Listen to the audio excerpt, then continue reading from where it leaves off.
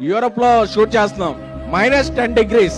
ప్రభాస్ గారు మేము చెప్పాం సార్ ఒక 11 o'clock వరకు కొంచెం చాలా చాలా ఇక్కడ ఫ్రీజింగ్ కోల్డ్ ఉంది, మీరు కొంచెం లేట్ వస్తారా అన్న. పర్లేదు డార్లింగ్ వచ్చేస్తాను నేను అని ఆయన 8 o'clock వచ్చి అంత ఫ్రీజింగ్ కోల్డ్ లో కూడా ఆయన స్టెప్పులు వేశారు.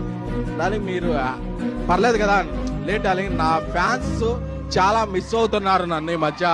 ఈ పండగకి వాళ్ళకి పండగ చేసుకోవాలి డార్లింగ్, వాళ్ళకి ఏం కావాలంటే అది ఇచ్చేయాలి. మార్నింగ్ రమ్మన్నా వస్తా, మిడ్-నైట్ అయినా ఉంటా, వాళ్ళకి ఏం కావాలో అది నేను చెయ్యాలి అంతే అని చెప్పారు. దట్ ఈజ్ ప్రభాస్ గారు. యూనిట్ లో అందరూ కూడా ఆయనే ఫుడ్ తింటే యూనిట్ లో ఉన్న 120 మంది అదే ఫుడ్ తింటారు. ఎందుకంటే అమ్మ లాంటి వ్యక్తి ప్రభాస్ గారు. ఆయనకి తారతమ్యాలు తెలియవు, భేషజాలు తెలియవు, తానేంటో కింద ఉన్న వ్యక్తి కూడా అదే అని నమ్మే ఏకైక వ్యక్తి ద రెబల్ స్టార్ ప్రభాస్ గారు.